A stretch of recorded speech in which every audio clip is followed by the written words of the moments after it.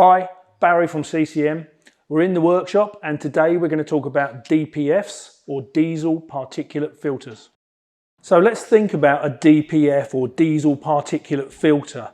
They're fitted to all modern diesel cars from I guess around 2013 and they're designed to capture the soot or all of the unburnt combustion fumes and bad pollutants that could come out of the exhaust otherwise that are caught in this filter, and that stops the diesel car from polluting the atmosphere, okay? Today we've got a DPF off a car that's completely blocked, and just for fun we're going to cut it open and have a look inside.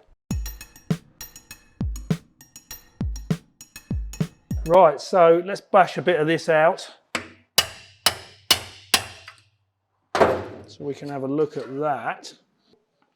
So that's not the bit that's blocked, that bit is okay, still exhaust fumes can pass through there.